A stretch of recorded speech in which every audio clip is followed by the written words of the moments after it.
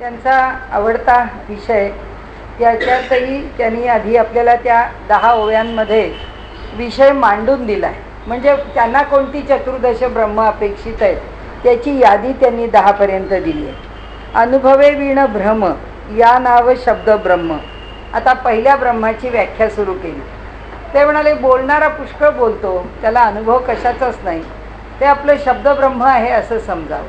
जसं भगवंतानी भगवद्गीतेच्या बाबतीमध्ये म्हटलं आहे, पुष्पिताम वाचाम, म्हणजे इंग्रजीमध्ये ज्याला फ्लॉवरी लँग्वेज म्हणतात ते, की फक्त शब्दांचा फुलोरा आहे, बाकी त्याच्यात काही अर्थ नाही. म्हणून त्यांनी सांगितलं जिथे अनुभव नाही पण फक्त शाब्दिक आहे त्याला शब्द ब्रह्म म्हणावं. आता मितिकाक्षर ब्रह्म ते एकाक्षर. आता एकाक्षर ब्रह्म ओम, कोणत्याही एकाक्षराने घेतलं तरी ब्रह्माचा निर्देश होऊ शकतो. ओंकाराने तर होतोच होतो, पण ब्रह्माचा निर्देश करण्याचं आणखीन साधन म्हणजे एकाक्षर ब्रह्म. आता गणपतये नमः, गणपती हे ब्रह्म आहे असं, पूर्ण ब्रह्म आहे असं धरूनच गणपतीचा उपासक उपासना करतो. त्याच्या दृष्टीने गंग हे सुद्धा ब्रह्माचं एकाक्षरी रूप आहे. आता हनुमंताचं रूप घेतलं तर हुम हनुमतये नमः, म्हणजे हनुमंताच्या करता बीजाक्षर मंत्र जो आहे तो हुम असा आहे. तो हुम हे एकाक्षर ब्रह्म आहे. आता आपल्याला रामरक्षांच्या मध्ये म्हणजे माहीतच आहे की रावर अनुस्वार म्हणून तो राम, आणि आपण रामाचं नाव घेताना मात्र राम असं म्हणतो, पण रामाचा बीजमंत्र मात्र राम, म्हणजे म पूर्ण नाही आहे, तो बीजमंत्र आहे रामाचा. म्हणजे एकाक्षरी रामाचं जर आपल्याला स्मरण करायचं तर ते स्मरण करताना आपल्याला त्याचं नाव काय, तर राम हे नाव जरी घेतलं म्हणजे जपा करता राम नाम आहे, तो रामातला म पूर्ण आहे, पण बीजाक्षर मंत्र राम तो राम नाही आहे. तर राम राम राम राम, जसं आपण जे जप करत जातो तसा काही वेळा महचा उच्चार पूर्ण केला पण जात नाही. श्रीराम जय राम जय जय राम असं म्हटलं जातं, आणि नुसता राम राम राम राम राम राम म्हणताना क्वचित मचा उच्चार अर्धवट पण केला जातो. पण तो जो सानुनासिक राम अर्धा म आहे तो रामाचा बीजमंत्र, म्हणजे ते त्याचं ब्रह्म, राम हे ब्रह्म आहे असं समजून जर त्याची उपासना केली आणि त्याच्या बीजाक्षर मंत्राची जर उपासना करायची आहे तर राम या मंत्राची उपासना करायची. साधारणपणे सगळेच असे मंत्र सानुनासिकच आहे. गणपतये नमः इथे सुद्धा सानुनासिकच आहे. हुम हनुमतये नमः सानुनासिकच आहे. आता फक्त हनुमंताचा हच्या ऐवजी हुम का, त्याचं पण स्पष्टीकरण आहे. त्याच्याकरता सुद्धा ही जी अक्षरं आहेत त्या अक्षरांच्या मध्ये ही प्राणशक्ती आहे, आणि त्या प्राणशक्तीचा स्वतंत्र उच्चार करत असताना त्याला व्याकरणाचे नियम लागलेले.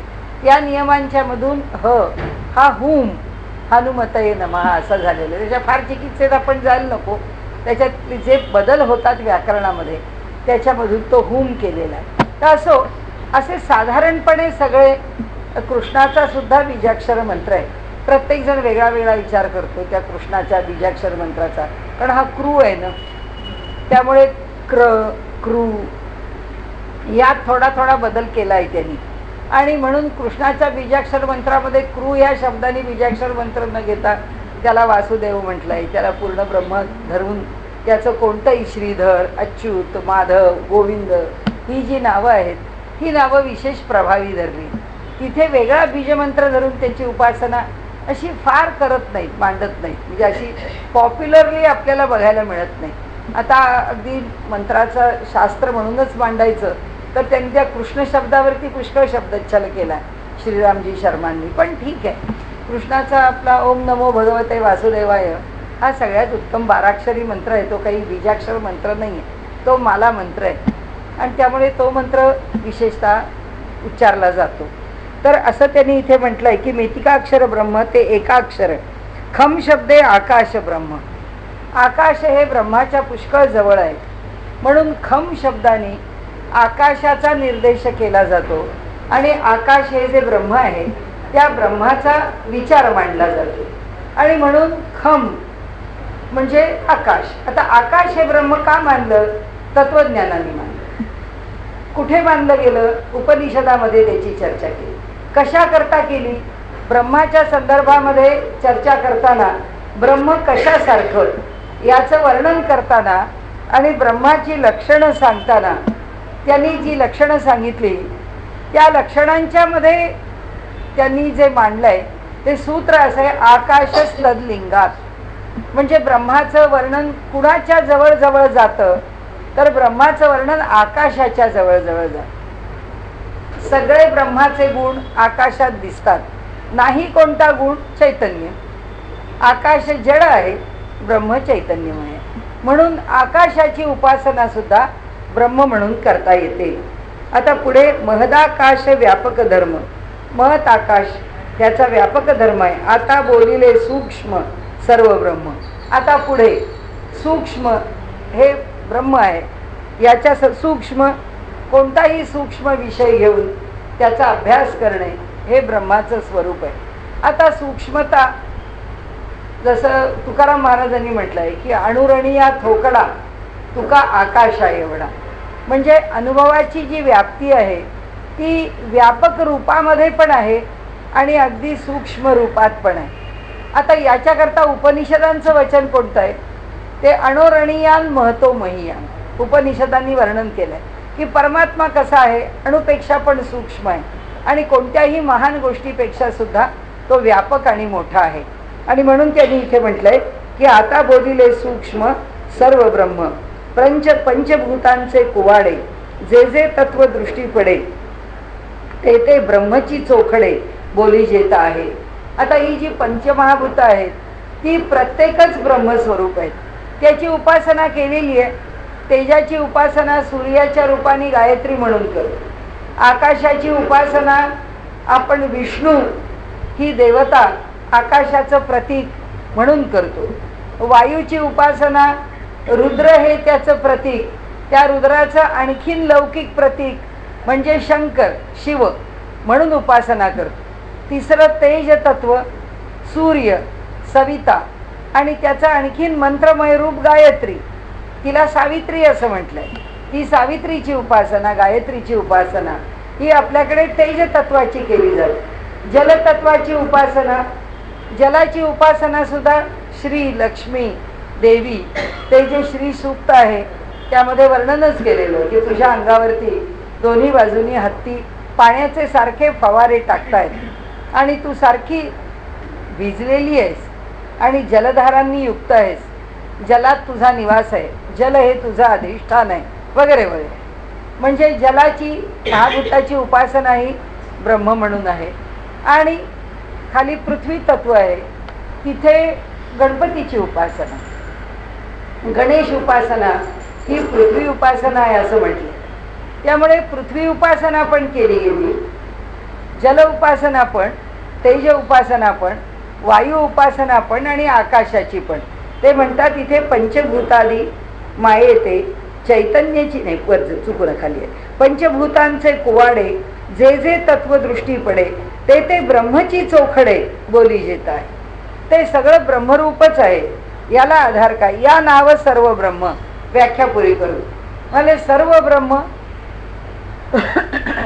पंचमहाभूतातूनच हे जग तयार झाले. त्यामुळे सगळं काही पंचमहाभूतांनी व्यापलंय. जर पंचमहाभूतांचीच उपासना केली तर सगळी उपासना त्यात समाविष्ट होते. म्हणून त्यांनी म्हटलं सर्व ब्रह्म, सर्व काही ब्रह्मरूपच आहे आणि सगळ्याचीच उपासना केली जाते. कशाचीही, आता उलट म्हणू आपण, कशाचीही उपासना केली जाते. म्हणून छांदोग्य उपनिषदामध्ये एक प्रकरण आहे. त्या प्रकरणामध्ये सनक सनंदन सनातन सनत कुमार या 4 सनत कुमारांच्या बरोबर नारदांचा संवाद आहे. नारदांनी विचारलंय मला भक्ती मार्गाविषयी रस आहे तर मला भक्तीविषयी काही सांगा. त्यांनी सांगितलं ठीक आहे, मी तुला भक्तीविषयी निरूपण करतो. आणि निरूपण करताना त्यांनी सांगितलं भक्ती कशाची करावी, कशाची करावी. त्यांनी भक्तीची सुरुवातच मुळे अन्नापासून केली. त्यांनी सांगितलं अन्न हे पूर्ण ब्रह्म, अन्नाची उपासना करा. मग अन्नाच्या पुढे प्राणाची करा, प्राणाच्या पुढे वाणीची करा, वाणीच्या पुढे मनाची करा, मनाच्या पुढे चित्ताची करा, म्हणजे ध्यान लावा. चित्ताच्या पुढे त्यांनी कोशांच्या उपासनात अधिक सूक्ष्म केल्यात बुद्धी, त्याची उपासना करा. त्याच्या पुढे जाऊन परमेश्वराची ज्ञानमय पातळीवर उपासना करा. असं करत करत त्यांनी एक एक एक एक उपासना, नाम जप अनेक गोष्टी त्याच्यात आणलेल्या आहेत की नामाची उपासना करावी, नामाच्या उपासनेमध्ये जपाचा अंगीकार करावा वगैरे वगैरे. अशा अनेक उपासना सांगत त्यांनी एक गोष्ट सांगितली की कशाचीही उपासना केली तरी ती ब्रह्माचीच उपासना आहे. कारण सगळं काही ब्रह्मरूप असल्यामुळे कुठलीही उपासना ही ब्रह्माशीच नेऊन जोडते. म्हणून इथे तो शब्द जो वापरला आहे तो सर्व ब्रह्म असा शब्द वापरला आहे. इथे त्यांनी म्हटलंय या नाव सर्व ब्रह्म. कशाचं? पंचभूताचे कुवाडे, जे जे तत्व दृष्टी पडे ते ते ब्रह्मची चोखडे बोली जेत आहे. म्हणाले जे जे दृष्टीला पडतं आहे ते ते सगळं ब्रह्मरूप आहे आणि त्यामुळे त्यातल्या कशाची उपासना केली तरी ती उपासना ब्रह्माचीच आहे. फक्त आम्ही कशी करतो एवढाच प्रश्न आहे की आम्ही कशाची उपासना केली तरी ती फलदायीच आहे, पण ती त्या भावानी झाली म्हणजे झालं. चैतन्यास ज्याची पंचभूताती मायेते नैवरच आहे. या नाव सर्व ब्रह्म श्रुती आश्रयाचे वर्म आता चैतन्य ब्रह्म बोली गेलं. आता हे वरती सांगितलं म्हणाले सर्व ब्रह्म म्हणजे काय, श्रुती आश्रयाचे वर्म. म्हणाले श्रुतीचा आश्रय घेऊन हा विषय आपल्या पुढे म्हणलाय. आश्रयाचे वर्म म्हणजे त्याच्यातलं गूढ, त्याच्यातलं रहस्य, त्याच्यातलं सार किंवा त्याच्यातली जी काही उलगड जी करायची आहे ती म्हणाले आता चैतन्य ब्रह्म बोली गेलं. आता श्रुतीच्या आश्रयाने चैतन्य ब्रह्माचं जे स्वरूप आहे की जे श्रुतीमधून आम्हाला उलगडलंय. का म्हटलं असं? पुन्हा ब्रह्मसूत्र शास्त्र योनित्वात की आम्हाला ब्रह्म कुठे कळतं? आम्हाला वाटतं म्हणून कळतं, आम्हाला जसं वाटतं तसं वर्णन करतो म्हणून कळतं, त्यांनी आम्हाला दर्शन दिलं म्हणून कळतं. म्हणाले त्याचं यथार्थ रूप जे आहे ते श्रुतीनीच कळतं. कारण समजा धरून चला एखादा म्हणेल मला त्याचं दर्शन झालं, ते या रूपात झालं, ते म्हणतील एवढंच रूप तुला कळलं म्हणजे काही हे ब्रह्म नव्हे. ब्रह्माचं जे सर्वांगीण स्वरूप आहे, त्याचा जो अधिकार आहे, त्याची जी लक्षणं आहेत, त्याची जी सत्ता आहे, त्याचं जे स्वरूप आहे ते कळेल कशाने? तर म्हणाले ते सगळं काही फक्त आपल्याला श्रुतीतून कळेल, म्हणजे वेदातून कळेल. म्हणून शास्त्र योनित्वात म्हणजे ब्रह्म जाणण्याचं स्थान कोणतं? तर शास्त्रानीच आम्हाला ब्रह्म कळतं. ब्रह्माचे सगळे गुण आम्हाला उलगडू शकत नाही. आम्हाला सगळ्या गुणांची उलगड ही शास्त्रातूनच होते. आणि म्हणून त्यांनी सांगितलं श्रुती आश्रयाचे वर्म. श्रुतीच्या आश्रयाचं वर्म काय आहे? ब्रह्म कसं चैतन्यमय आहे हे श्रुतीच आम्हाला समजावून सांगू शकते, आम्हाला नाही कळू शकत. या दगडात चैतन्य असेल का हो, या लाकडात चैतन्य असेल का हो, अशी शंका आम्हाला येईल. पण श्रुती सांगते की त्या ब्रह्माचे नेमके गुणधर्म काय आहे, त्याचा तुम्ही अनुभव घ्या, त्याचा परताळा घ्या, पण ते गुण काय आहेत हे कळेल आपल्याला श्रुतीतून. म्हणून श्रुती आश्रयाचे वर्म, श्रुतीच्या आश्रयाने जे गुण उकलतं ते काय म्हणाले? आता चैतन्य ब्रह्म बोली गेले. त्याला काय म्हणावं? त्याला चैतन्य ब्रह्म असं म्हणावं. पंचभूतादी मायेते चैतन्याची चेतविते. आता मागच्या ब्रह्माचं उत्तर पुढे दिलं की पंचमहाभूतांना ब्रह्म म्हणून उपासना केली, पण या पंचमहाभूतांना सुद्धा प्रेरणा देणारं कोण आहे? हेच ब्रह्म आहे. आणि म्हणून याच्याच प्रेरणेने ते कार्य करतं, म्हणून तेही ब्रह्मरूपच आहे. म्हणून सगळं काही ब्रह्मरूपच आहे. म्हणून मायेते चैतन्याची चेतविते, म्हणून त्या चैतन्याते चैतन्य ब्रह्म बोली. आता चैतन्य ब्रह्माची व्याख्या झाली की जे ह्या संबंध पंचमहाभूतात्मक ब्रह्मांडाला चेतना म्हणजे प्रेरणा देतं ते चैतन्य ब्रह्म आहे. चैतन्यास ज्याची सत्ता ते सत्ता ब्रह्म तत्वता. आता चैतन्य झालं, चैतन्य कोणाच्या सत्तेने कार्य करतं? तर आता त्यांनी इथे म्हटलंय की जे चैतन्य आहे, माहिती आहे की चैतन्यच या पंचमहाभूतांना कार्यरत करतं. कारण पंचमहाभूत शेवटी जड आहेत. जे तत्त्वज्ञानाचा विषय बोलायचा तर पंचमहाभूत जड आहेत, त्याच्या ठिकाणी प्रेरणा कोण देतो? आता पाण्याने चढावाकडून उताराकडे व्हावं. ही प्रेरणा पाण्याला कोणी दिली? हा नियम पाण्याला कोणी दिला? लाकडाच्या ठिकाणी जर अग्नीचा संपर्क आला तर त्यांनी जळावं. ही प्रेरणा किंवा हा गुणधर्म कोणी दिला? त्या चैतन्याने दिला. आता चैतन्य हे जे चैतन्य आहे की त्याच्यामध्ये चैतन्य राहिलं आहे म्हणून ते चैतन्य त्या जडाच्याकडून कार्य करतं. ज्ञानदेवानी भिंत चालवली, नाही तर हे जड चाललं नसतं. पण त्यात चैतन्य आहे आणि त्या चैतन्यावरती सत्ता आहे. सत्ता याचा अर्थ असा की त्याच्या सत्तेनी म्हणजे त्याच्या कृपेनी, त्याच्या अधिकाराने, कृपा आपल्याला शब्द बरा वाटतो म्हणून, त्याच्या अधिकाराने, त्याच्या सामर्थ्याने ते चैतन्य काम करतं. नुसतं चैतन्य आहे, जशी आपली इलेक्ट्रिसिटी आहे, चैतन्य आहे, शक्ती आहे किंवा गुरुत्वाकर्षण शक्ती आहे. ह्या शक्तीला मोकळं सोडून दिलं, तिच्यावरती जर सत्ता कार्यरत नाही आहे तर त्याला त्याचा गुणधर्म सांभाळता येणार नाही. त्याला जसं आपल्याला व्यवहारातलं अगदी सोपं उदाहरण म्हणजे हनुमंतांच्या ठिकाणी एवढी शक्ती होती, त्यांना जेव्हा त्या सूर्याला ते पकडायला गेले आणि त्यांना इंद्राचं वज्र लागलं आणि वाकडी झाली आणि मग नंतर त्यांना जो शाप मिळाला की तुझ्याकडे एवढं अचाट सामर्थ्य आहे, रुद्राची शक्ती आहे ना, 11 रुद्रशक्तींच्या सहित मारुतीने अवतार घेतलेला आहे, तुझ्याकडे एवढं सामर्थ्य आहे पण त्या सगळ्या सामर्थ्याचं तुला विस्मरण होईल आणि तू सामान्य वानरांसारखा व्यवहार करशील. पण तुला जर कोणी तुझ्या सामर्थ्याची जाणीव करून दिली तर तू लगेच त्या सामर्थ्याचा उपयोग करू शकशील. म्हणून ते जेव्हा लंकेला जायचं आणि समुद्र पार करायचा तेव्हा अलीकडच्या किनाऱ्यावरून त्यांना असं वाटायला लागलं, सगळेच वानर जमलेले होते. कोण म्हणाला मी इतकी योजना जाईन, कोण म्हणाला इतकी योजना जाईल. तर तेव्हा आता हे किती योजना जाऊ शकतील? तर मारुती म्हणाला नाही बा, मला काही माहिती नाही मी किती योजना जाऊ शकेन.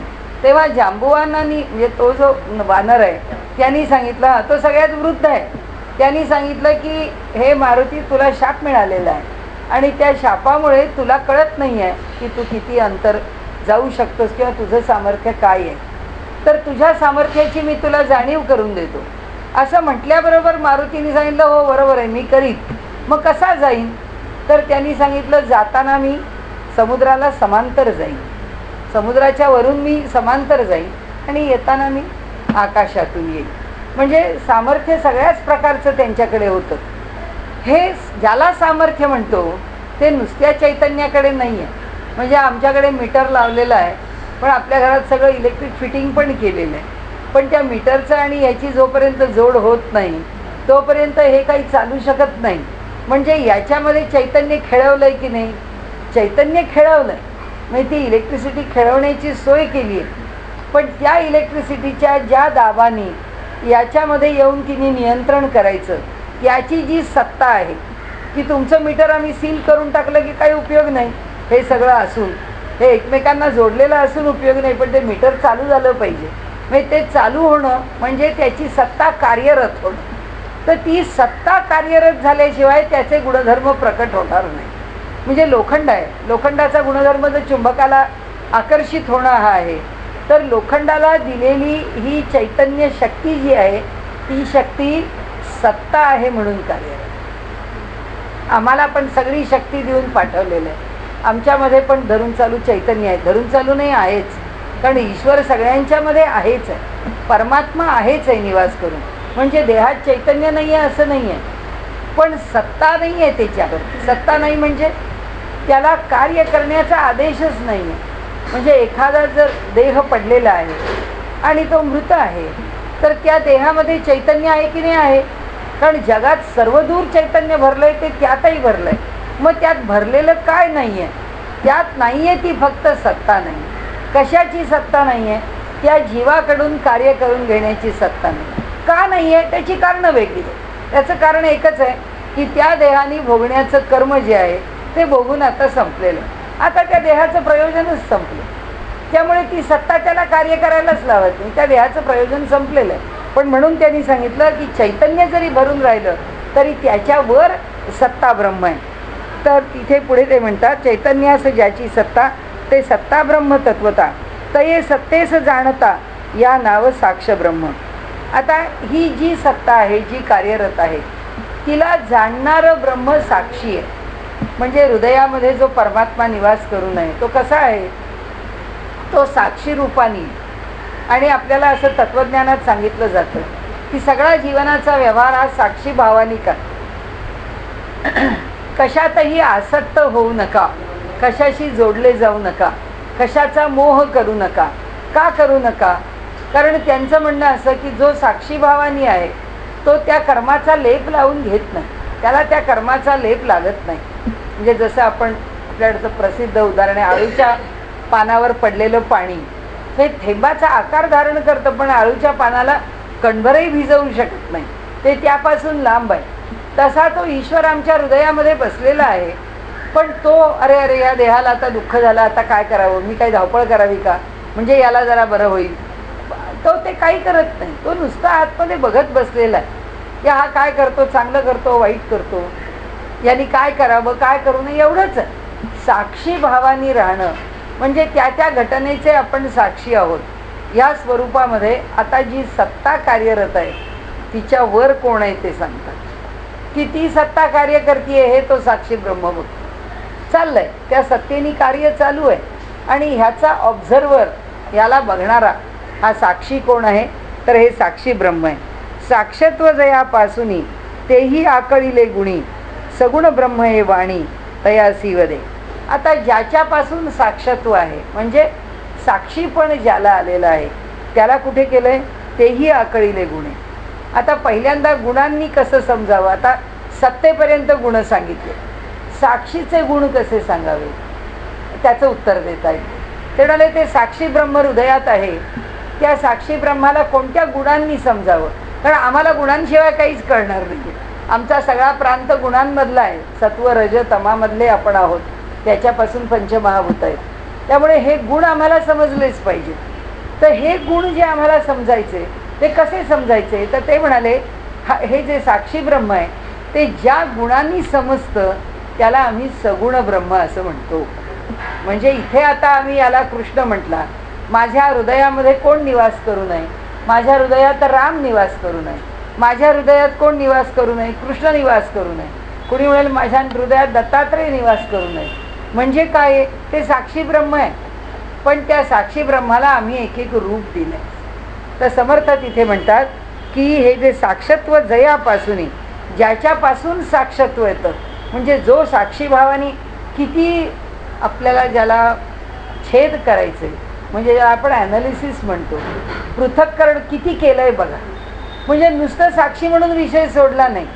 आता त्याचं जे साक्षीत्व आहे ते कुणामुळे आलं, जसं आपण म्हटलं तो सत्ता ज्याच्या ठिकाणी आहे ते सत्ता ब्रह्म आहे, पण त्या सत्ता ब्रह्माला पाहणारा हा साक्षी ब्रह्म आहे की तो त्या सत्तेने तो व्यवहार करतोय म्हणून हा साक्षी आहे. पण या साक्षी ब्रह्माच्या ठिकाणीच असणारं जे साक्षीत्व आहे ते साक्षीत्व कुणामुळे कळतं, ते बघणारा कोण, त्याच्यावरचा नियंत्रक कोण, याच्यावरचा नियंत्रक सगुण ब्रह्म. म्हणजे ज्याच्याशी आपला संबंध आहे, बाकीच्या या सगळ्या ब्रह्मांशी आपला संबंध आहे असं आपल्याला वाटत नाही, किंवा असं एक ब्रह्म धरून आपण उपासना खरं म्हणजे करतो आणि करत नाही, पण आपण त्याची इतकी चिकित्सा केली नाही जितकी समर्थांनी केली आहे. आणि ते म्हणतात आकळिले गुणी सगुण ब्रह्म हे वाणी तयासी वदे, जेथे नाही गुणवार्ता ते निर्गुण ब्रह्म तत्वता. आता हे जे सगुण ब्रह्म आहे त्याला आम्ही शब्दात बोलायचं तर आम्ही त्याला सगुण ब्रह्म म्हणतो असं समर्थ म्हणतात. आता त्याच्या पुढे निर्गुण ब्रह्म आहे, जिथे गुण राहत नाही. सगुण ब्रह्म का, दर्शन कुणाचं होतं, परमात्म्याचं दर्शन म्हणून ज्याचं होतं ते सगुण ब्रह्माचं होतं. ते निर्गुणाचं भजन दर्शन होतं का, आपण जे म्हटलं ना की ही निर्गुणी भजनं आहेत. म्हणजे काय, म्हणजे त्याचा अर्थ इतकाच करता येतो की त्या निर्गुण परमात्म्याचं वर्णन करणारी ती भजनं आहे.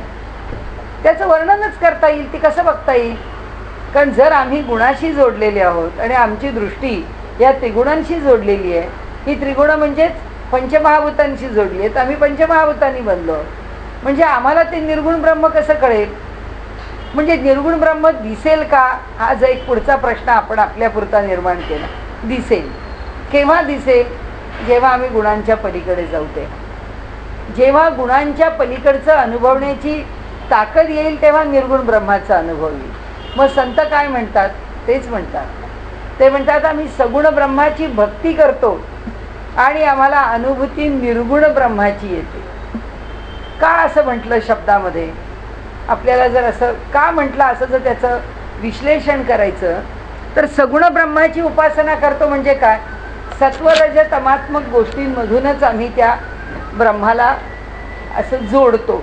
म्हणजे हे त्याचे हात आहेत, हे त्याचे पाय आहेत, हे त्याचे कान आहेत, हे नाक आहेत, डोळे आहेत, वस्त्र आहेत, अलंकार आहेत, हे त्याच्या आवडीचे पदार्थ आहेत. कृष्णाला काय रोज आपली त्याला खायला घालायचं तर लोणी खडीसाखर घालू, बाळकृष्णाला लोणी खडीसाखर आवडते. भगवान श्रीकृष्ण द्वारकेचे आहेत, त्यांना अनेक प्रकारचे भोग आवडतात, म्हणून एवढी पक्वान्न करून त्यांना खाऊ घाल. हे सगळं काय प्रकरण आहे? हे सगळं प्रकरण सगुणातलं आहे. कारण हे सगळं जे आम्ही आमच्या गुणांमध्ये पाहतो, चांगलं वाईट, आवड निवड, सुंदर असुंदर, हे सगळं ज्याच्याशी जोडलं ते सगुण ब्रह्म आहे. पण ते ब्रह्म म्हणजे ह्या सगुणात बांधलेलं ब्रह्म नव्हे. मग त्याच्या पलीकडे जे आहे, संत म्हणतात त्याच्या पलीकडे काय आहे? कारण आम्हाला या ब्रह्मांडातलंच जर दिसायला लागलं तर तत्वज्ञानाची भाषा कशाला बोलायची? ज्याच्या नजरेला जेवढं ब्रह्मांड दिसेल तेवढं दिसेल. जसा एखादा माणूस आपलं खेडं सोडून जात नाही. आता त्या KBC मध्ये बघतो आपण लोक, त्यांनी सांगितलं आम्ही रेल्वे पाहिलेली नाही, आम्ही आमचं खेडं सोडून दुसरं गाव पाहिलेलं नाही. त्याचं जग केवढं आहे? त्याच्या खेड्यातल्या 25 घरांपुरतं त्याचं जग आहे. एखाद्याने जग आयुष्यात 10 वेळा पालथं घातलं असेल. एखाद्याला परदेश प्रवास म्हणजे एखाद्या ठिकाणी नेपाळला जाऊन आला तरी मी परदेशाला जाऊन आलो म्हणेल. प्रत्येकाची धारणा आहे ना, आणि प्रत्येकाची सामर्थ्य आहे, ताकद आहे, तो कुठपर्यंत पोचेल. पण तो अगदी भले सगळ्या जगात फिरून आला, अगदी त्याच्या पलीकडे जाऊ दे, कोणी चंद्रावर सुद्धा जाऊन आला तरी सुद्धा तो आमच्या सगळ्यांपेक्षा ग्रेटच आहे. कोणी कितीही पृथ्वी पालथी घातली आत्ता आपल्यापुरती म्हटलं तर जग, तर तो आमच्यापेक्षा पुढंच गेला, चंद्रावर गेला म्हणजे यानातून. पण तरी त्यांनी काय बघितलं?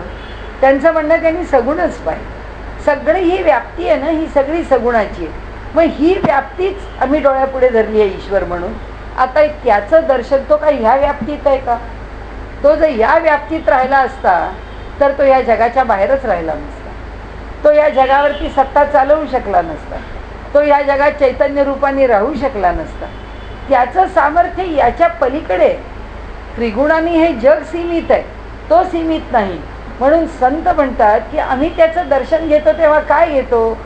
त्या निर्गुण ब्रह्माचं दर्शन घेतो. म्हणजे काय घेतो? आम्ही त्या सीमा कक्षा ओलांडून असणारी त्याचे जे गुण आहेत त्याचा अनुभव घेतो. म्हणजे याच देहात ते अनुभव घेतात ना, म्हणजे ते घेऊ शकतात. निर्गुणाचा अनुभव घेऊ शकतात की नाही? घेऊ शकतात. म्हणून त्या निर्गुणी भजनांना काय म्हणायचं की त्या निर्गुणाचं वर्णन करणारी ती भजन आहेत. म्हणजे ब्रह्मसूत्रकार असो, उपनिषद असो, ईश्वराचं अशब्दम जे शब्दात वर्णन करता येत नाही. मग आपण म्हणून शब्दात वर्णन करता येत नाही म्हणजे काय बुवा? हे आम्हाला शब्दाच्या पलीकडे काही असतं हे माहीतच नाही आहे. अनुभूती आहे. त्या अनुभूतीचं स्वरूप ह्या सगळ्या गुणांच्या पलीकडे आहे. पण ती अनुभूती काय आहे हे आम्हाला माहिती नाही आहे. ती जी काही अनुभूती आहे ईश्वराची, ती अनुभूती कोणाची आहे? तर संत म्हणतात आमच्या डोळ्यापुढे विठ्ठलच आहे, आमच्या डोळ्यापुढे पांडुरंगच आहे, कृष्णच आहे, रामच आहे. पण आम्ही अनुभव मात्र त्या रामाच्या गुणातीत स्थितीचा घेतो. त्याचं जे रूप आहे ते निर्गुण रूप, त्या रूपाचा आम्ही अनुभव घेतो. म्हणून ते काय म्हणतात इथे की जेथे नाही गुण वार्ता, जिथे सत्व नाही, रज नाही, तम नाही, ते गुण नाहीत, निर्गुण ब्रह्म तत्वता, त्याला निर्गुण ब्रह्म असं म्हटलेलं आहे. वाच्य ब्रह्म तेही आता बोली जेल. म्हणाले त्याला आम्ही ज्याच्याविषयी बोलता येतं, ज्याचं वर्णन करता येतं असंही त्याला म्हणता येईल. जे वाचे बोलता आले ते वाच्य ब्रह्म बोलिले. वाचेनी खूप बोलता आलं. एका कृष्णाकरता भागवत रचलं, एका विष्णूकरता विष्णूच्या सगळ्या लीला सांगायला भागवत रचलं, शिवाची कथा सांगायला शिवपुराण रचलं. म्हणजे वाणीनी केलंच ना वर्णन. त्याचा पराक्रम केला, गणेश पुराण लिहिलं, देवी पुराण लिहिलं, देवी भागवत लिहिलं, चालू आहे. हे वर्णन शब्दांनी केलं. हे सगळं अनुभवासी कथिले नवचे सर्वथा या नाव. आणि पुढे मागचं राहिलं आहे का? आता जेथे नाही गुणवार्ता ते निर्गुण ब्रह्म तत्वता, वाच्य ब्रह्म तेही आता बोली गेलं. तर वाच्य ब्रह्माबद्दल जे वाचे बोलता आले ते वाच्य ब्रह्म बोलिले, अनुभवासी कथले नवचे सर्वथा. म्हणाले वाचेनी बोललो, पण अनुभव हा पूर्णार्थाने सांगता येतच नाही. शेवटी वाणीने काही सांगितलं जाईल. या नाव अनुभव ब्रह्म.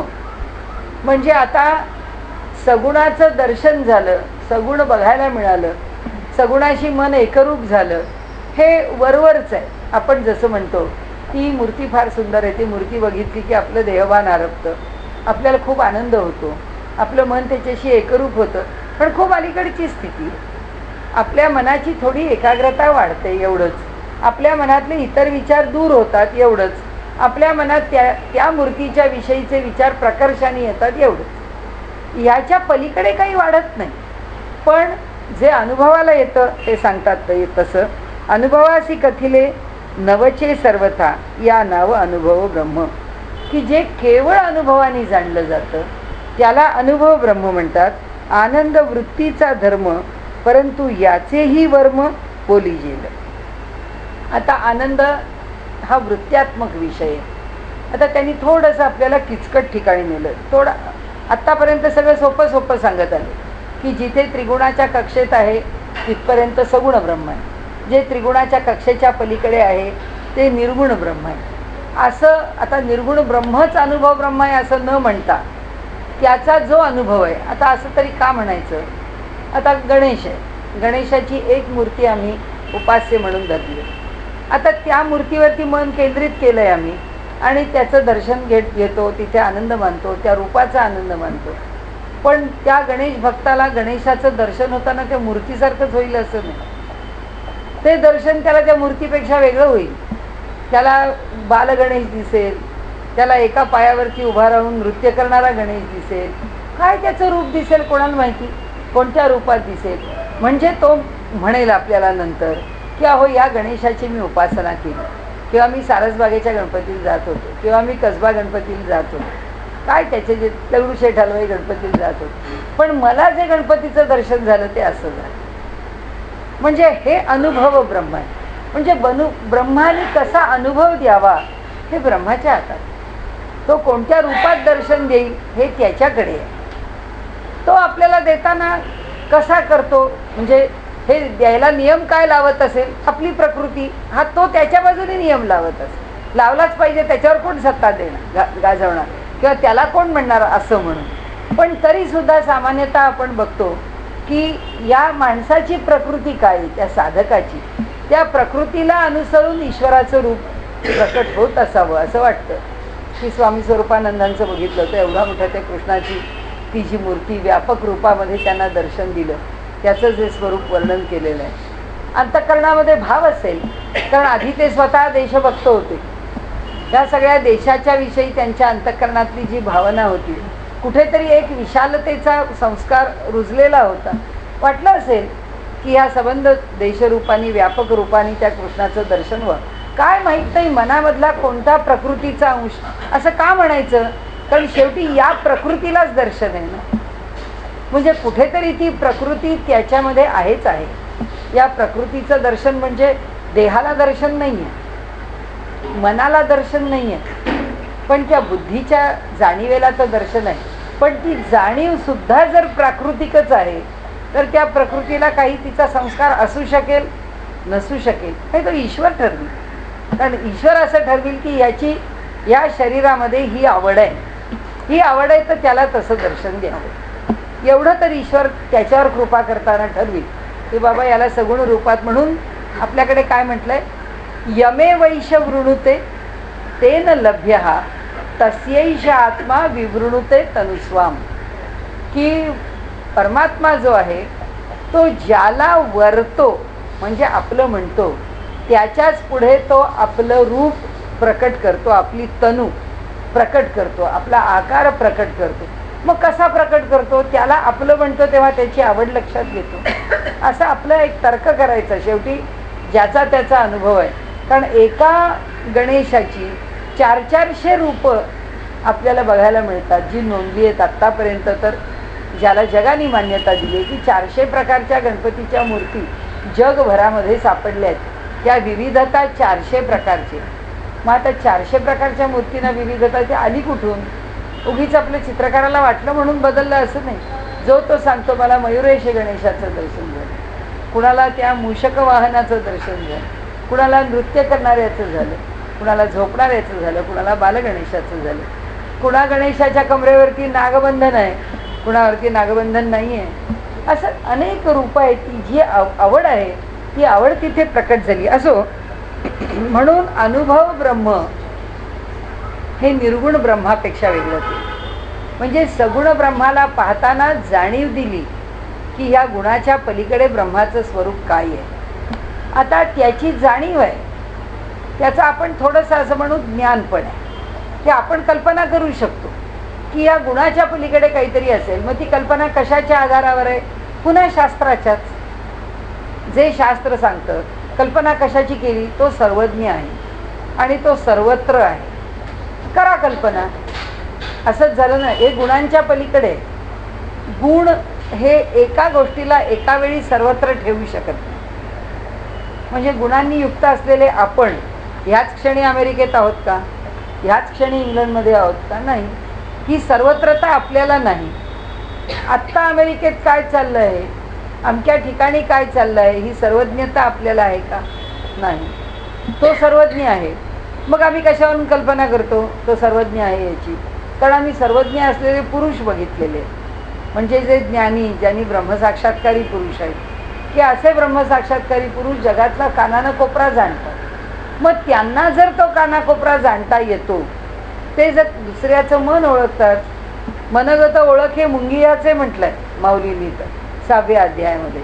समुद्रा पलीकडेचा शब्दो ऐके असं म्हटलंय की समुद्राच्या पलीकडे जे बोललं जाईल, हा समुद्र ओलांडून त्याच्या दुसऱ्या टोकाला ती, आणि मुंगीचे मनोगत, ती कसली मुंगी एवढीशी, तिचं काय मनोगत जाणण्याची ताकद त्या योग्याकडे आहे असं म्हटलंय. समुद्राच्या पलीकडचं मनोगत योगी जाणतो असं म्हटलंय.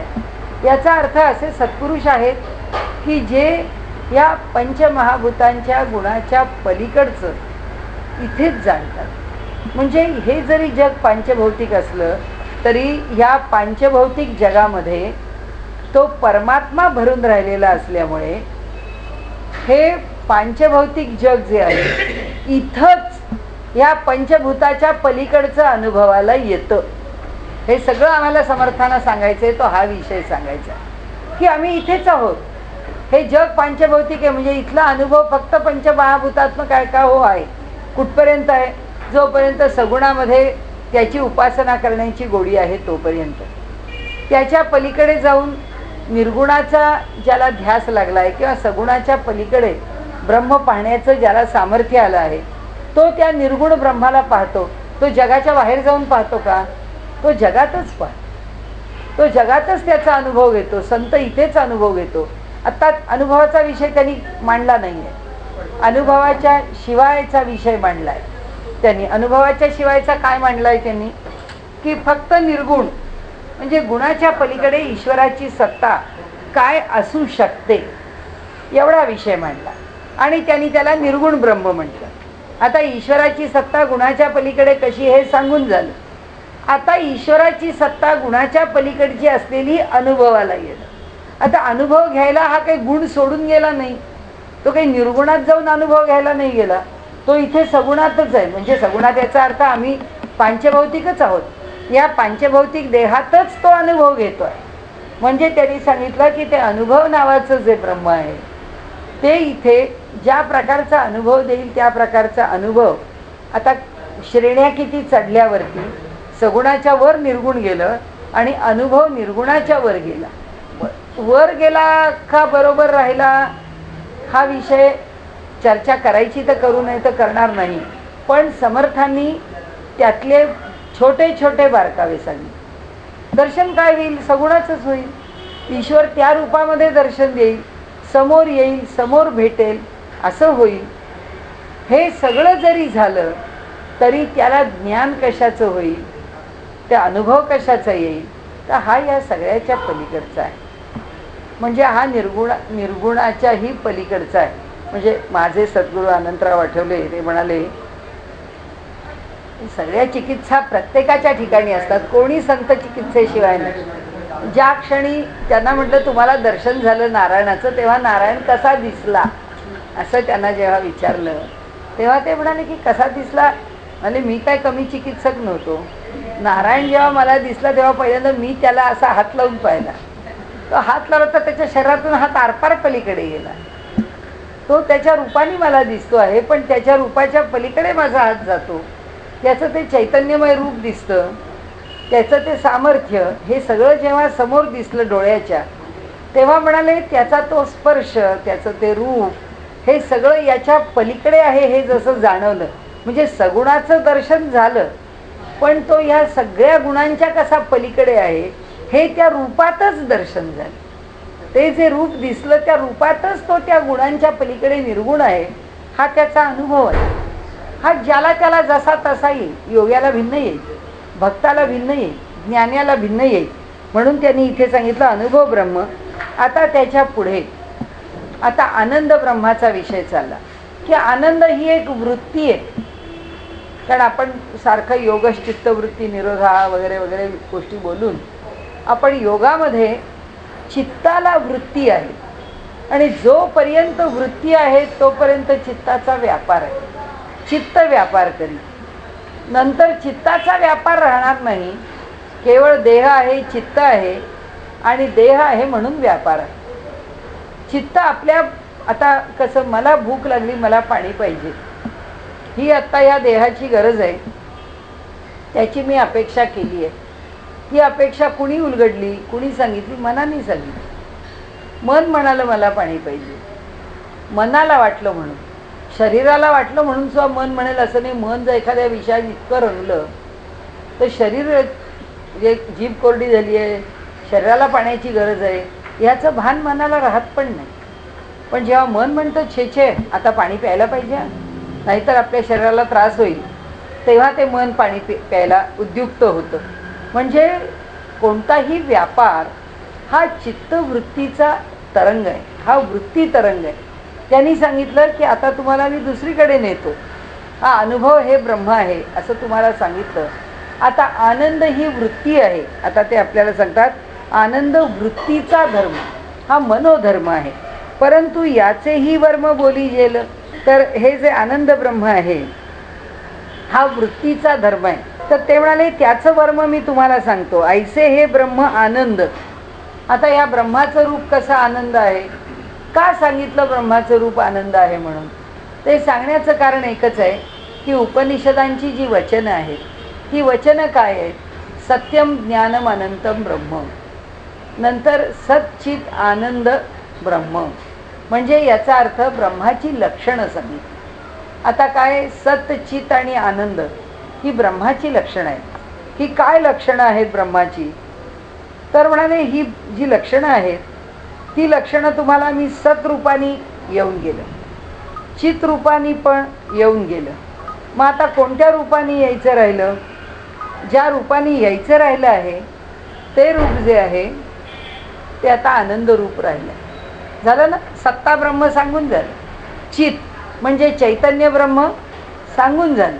आता ब्रह्माच्या सुप्रसिद्ध तत्वज्ञानाच्या 3 लक्षणांपैकी लक्षण उरलं कोणतं? आनंद. म्हणून म्हणाले आता आनंद ब्रह्म सांगतो. म्हणून ते म्हणाले ते आनंद ब्रह्माचं वर्म सांगतो. ऐसे हे ब्रह्म आनंद तदाकार ते अभेद. कोणाशी तदाकार आहे? त्या वृत्तीशी. कारण आनंद ही वृत्ती आहे आणि वृत्ती ही तदाकारता आहे. हा तत्वज्ञानाचा कुठल्याही अनुभवा काय आहे आपल्याकडे? प्रत्येक दर्शन हे आपल्याला ज्ञान कसं होतं याची एक सैद्धांतिक बैठक मांडते. म्हणजे पतंजली आहेत, आता त्यांनी हा तो विषय मांडला म्हणून पतंजली म्हणते की पतंजलीने असं म्हटलं की मला ही व्यक्ती दिसते कशी, तर ही व्यक्ती माझ्या दृष्टीला दिसते असं एक तत्वज्ञान आहे. ही दृष्टी त्या व्यक्तीला पाहू शकते म्हणून मला ती व्यक्ती दिसते. पतंजली म्हणतात दृष्टी नाही व्यक्ती बघत, चित्त व्यक्ती बघते. चित्त त्या व्यक्तीचा आकार घेते. चित्ताची तदाकारता आहे म्हणून तो आकार त्या वृत्तीला कळतो. म्हणजे ही व्यक्ती दिसली ही वृत्ती निर्माण होते. कारण काय? पतंजली योगसूत्र हा सगळा वृत्तीवरचा विषय आहे.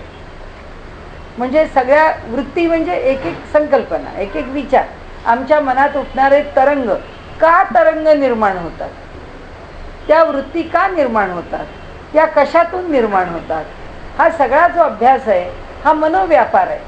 आणि हा मनोव्यापार हा त्या चित्ताशी संबंधित आहे. मन म्हणा, चित्त म्हणा, तर ते मन तो आकार धारण करतं, त्या आकाराला येतं, म्हणून तो व्यापार घडतो. तर इथे त्यांनी म्हटलंय की आनंद ही वृत्ती आहे, अंतःकरणामध्ये ती वृत्ती निर्माण झाली, आनंदाची वृत्ती अंतःकरणात निर्माण झाली. परंतु याचेही वर्म बोली जेल, ब्रह्म आनंद तदाकारते अभेद, म्हणजे त्या ब्रह्म हे आनंद रूप आहे आणि जिथे जिथे आनंद आहे त्याच्याशी ब्रह्म जोडलेलंच आहे. म्हणजे व्यवहारातला आनंद आहे तो छोटा असेल, पण त्या आनंदाचं जे मूळ आहे ते ब्रह्मच आहे आणि त्याला आपल्याला अडचणच नाही आहे.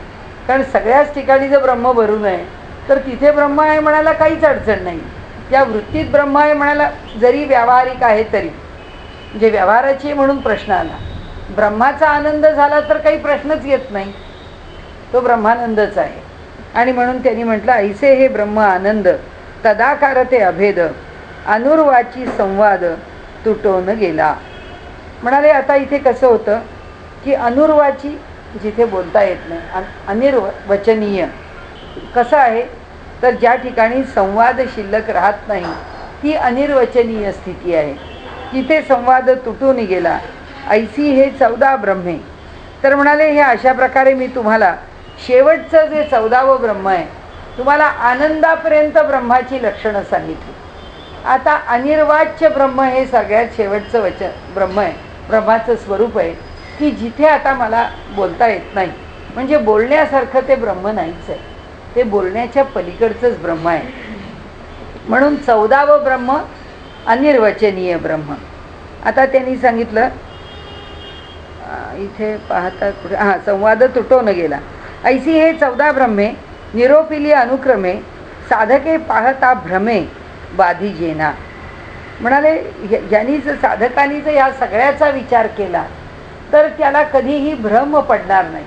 म्हणजे एखाद्याला असं वाटतं की मी काही एवढंसं लिहिलं की झालं, माझ्या वाणीने मी ईश्वराची सेवा केली, की समर्थ म्हणतात ते पहिलेच शब्द ब्रह्म आहे, किती पुढे ब्रह्म आहेत पहा. या प्रत्येक ठिकाणावरती आपल्याला जिथे जिथे जो जो अनुभव आहे की आपण असं म्हणतो आपण आपल्या प्रपंचात आहोत, पण कुठे गुंतून राहिलो आहे आपण साक्षीत्वानी राहतो. अगदी काय घरात चाललं बघतो आपण, कशात लुडबुड करत नाही, आपण काय दखल देत नाही, आपण असं का विचारत नाही. आपण या सगळ्या घटना आहेत त्या एक त्रयस्थपणाने पाहतो आणि त्रयस्थ व्यवहार करतो. समर्थ म्हणतात तुला वाटत असेल त्रयस्थ व्यवहार करतो म्हणजे तू पुष्कळ परमार्थात पुढे गेलास. समर्थ सांगतात तू याच टप्प्यावर आहेस. म्हणजे समर्थांना आपल्याला आपले टप्पे सांगायचे हे एका बाजूने, आणि दुसऱ्या बाजूने यातलं कोणतंही साधन होऊ शकतं, कशाचीही उपासना कोणताही साधन मार्ग म्हणून स्वीकारता येतो. तो मार्ग आपल्याला फळ देणार नाही असं नाही, तो मार्ग आपल्याला फळ देईलच देईल. दोन्ही अर्थाने या 14 ब्रह्मांचा विचार आहे. का आपण असं म्हणू शकतो, कारण उपनिषदांनी म्हणतो यातल्या कशा ना कशाची तरी उपासना उपनिषदांनी सांगितली. मनाची उपासना करा म्हटलं, प्राणाची उपासना करा म्हटलं, म्हणजे पंचमहाभूतात्मक अनेक उपासना सांगितल्या, कोशांची उपासना सांगितली, अशा अनेक उपासना जेव्हा सांगितलेल्या आहेत तेव्हा त्या सगळ्या उपासना करत असताना एकच लक्षात ठेवलं पाहिजे की उपासना परमात्म्याची करतो आहोत, पण ज्याची उपासना करतो आहोत तो परमात्मा नाही, परमात्मा याच्या पलीकडे, ते परमात्म्याचं प्रतीक आहे, ते परमात्म्याचं एक स्वरूप आहे. त्याचं जे स्वरूप आहे शेवटी ते अनिर्वचनीय आहे, त्याच्याबद्दल बोलता येत नाही, ही त्याची शेवटची स्थिती आहे हे त्यांनी सांगितलं. त्याच्या अलीकडची स्थिती त्यांनी आपल्याला आनंद ही वृत्ती म्हणून सांगितली, त्याच्या अलीकडची अनुभव म्हणून सांगितली, त्याच्या अलीकडची निर्गुण सांगितली आणि त्याच्या अलीकडची सगुण सांगितली. आपण एवढ्या प्रांताचा तर नक्कीच थोडाफार मागे पुढे विचार करू शकतो. ऐसी हे 14 ब्रह्मे निरोपिली अनुक्रमे साधके पाहता ब्रह्मे बाधी जेना. ब्रह्म जाणावे शाश्वत, माया तेची अशाश्वत. 14 ब्रह्मांचा सिद्धांत होईल आता. शब्द ब्रह्म ते शाब्दिक, अनुभवे वीण माईक, शाश्वताचा विवेक तेथे नाही. आता या प्रत्येकाच्या मधल्या मर्यादा का म्हणाले मी 14 ब्रह्म सांगितली आपल्याला? मी तुम्हाला 14 ब्रह्म काय सांगितली म्हणाले समर्थ आपल्याला सांगतात, कारण प्रत्येकामध्ये असणारी जी मर्यादा आहे ती मर्यादा तुम्हाला सांगतो.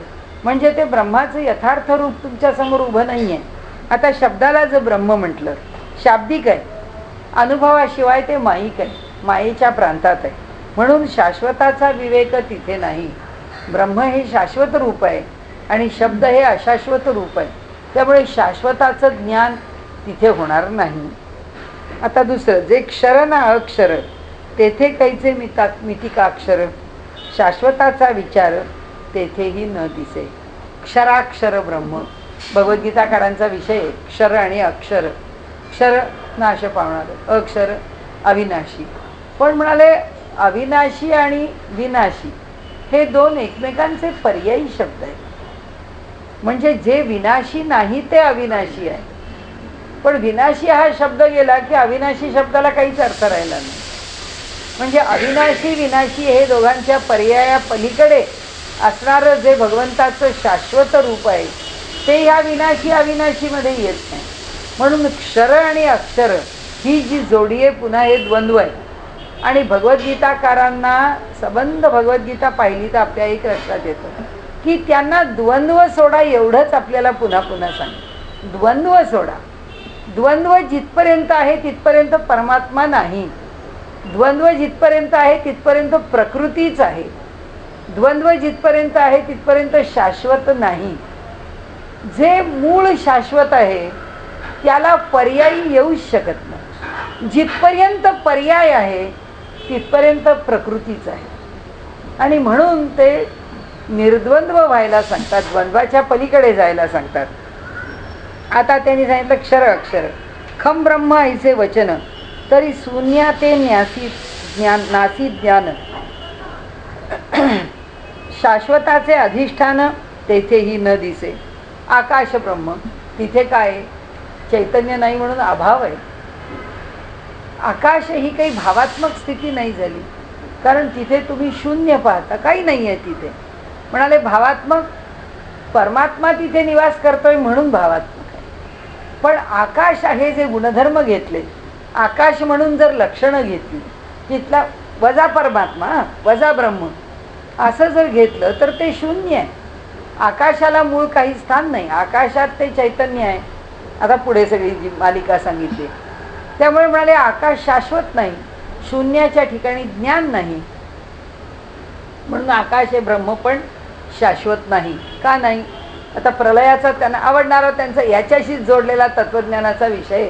समर्थांना आवडणारे पंचप्रलय आहे आणि जगाच्या प्रलयाचा विषय जरी इतका वेळा मांडला आहे, तर प्रलय होतो तेव्हा आकाशाचा प्रलय होतो ना. ते शाश्वत असतं तर आकाशाचा प्रलय झाला असता का? पण म्हणाले ज्या अर्थी आकाशाचा प्रलय होतो त्या अर्थी ते शाश्वत नाही. आणि ते का शाश्वत नाही? कारण ते जर चैतन्याशिवाय विचारामध्ये आकाश जर घेतलं तर त्या आकाशाला त्याचं स्थान नाही. सर्वत्रास आहे अंत सर्व ब्रह्म नासिवंत.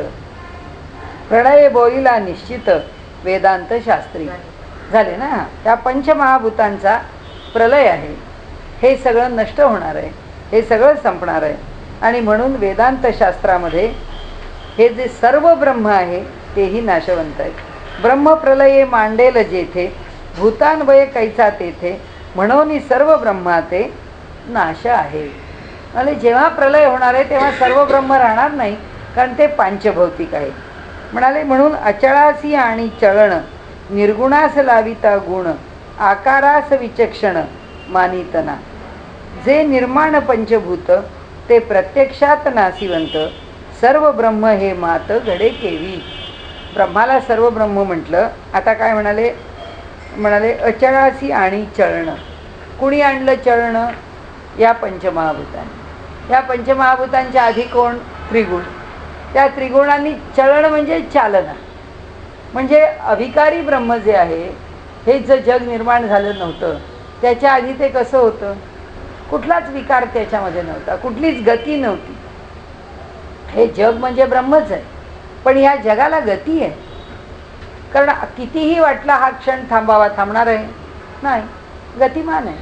सकाळ आहे, दुपार आहे, संध्याकाळ आहे, रोज होणार आहे, रात्र होणार आहे.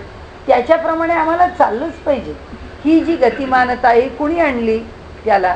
अरे या सर्व ब्रह्मांनी, म्हणजे या पंचमहाभूतांनी, म्हणजे या गुणांनी, म्हणजे या निर्मितीनी, म्हणजे या गतीनी, यांनी आणलेली. आता म्हणून काय झालं, भूतान्वय कैचा तेथे. आता म्हणाले त्या भूतांचा अन्वय जो आहे, म्हणून या सर्व ब्रह्माते नाश आहे. भूतांचा अन्वय म्हणजे अहम निर्विकल्पो निराकार रूपो विभुर्व्याप्य सर्वत्र, हा अन्वय एवढं लक्षात ठेवायचं की हा अन्वय आहे म्हणजे हे असं आहे, हे असं आहे. सकारात्मक बाजू आली अन्वय म्हणजे. ही पंचमहाभूतं राहणार आहेत म्हणाले, ह्यांना सकारात्मकता आहे नाही. पृथ्वी जाणार, आप जाणार, तेज जाणार, वायू जाणार, आकाश जाणार, म्हणून सर्व ब्रह्माला नाश आहे. म्हणून अचळासी आणि चळणं निर्गुणासी लाविता गुण. जो निर्गुण होता परमात्मा, त्याच्याकडे कोणत्याच गुणांचा विषय नव्हता, पण त्याला गुण लावले, त्याला गुण लावले परमात्म्याला, म्हणून आम्हाला एक निर्गुण परमात्मा सांगावा लागला. हे द्वंद्वच आहे. पुन्हा सगुण आणि निर्गुण हे आता द्वंद्वच आहे. म्हणून निर्गुणाला गुण लागले, गुण लागले म्हणून तो निर्गुण झाला. म्हणून आकारास विचक्षण मानित ना. म्हणून आकाराला श्रेष्ठ पुरुष मानत नाहीत. म्हणजे ईश्वराने दर्शन दिलं, हा त्याचा साक्षात्कार झाला, त्याचं रूप दिसलं, पण त्याचं रूप दिसलं म्हणजे ब्रह्मज्ञान नाही झालं म्हणतात. ब्रह्मज्ञान त्याच्या दर्शनानंतर अनुभवाचं ज्ञान आलं पाहिजे, त्याचा एकरूपतेचा अद्वैताचा अनुभव आला पाहिजे. म्हणून अद्वैताची अनुभूती, त्या अनुभूतीचं शास्त्र आहे असं जे म्हटलंय, ती अनुभूती, तो आणि आपण एक आहे ही अनुभूती आली पाहिजे. ईश्वराचं दर्शन झालं हे पुरेसं नाही आहे, त्याची अनुभूती आली ही त्याची शेवटची स्थिती आहे. म्हणून जे निर्माण पंचभूत ते प्रत्यक्षात नासिवंत, सर्व ब्रह्म हे मात घडे केवी. म्हणून हे सर्व जे आहे ते ब्रह्म आहे. हे कसं होईल? नाही होणार म्हणा. उपासनेकरता स्वीकारा, पण हे म्हणजे ब्रह्म नाही. उपासना करा, जलाची उपासना केली करा, करावीशी वाटते करा, पण जल हे तुमच्या या जगतामध्ये असलेलं अंतिम तत्व नाही, निर्मित आहे. काही घेतलं तरी निर्मितच आहे. म्हणून उपासना पंचभौतिक आहे, म्हणून ती नाश आहे.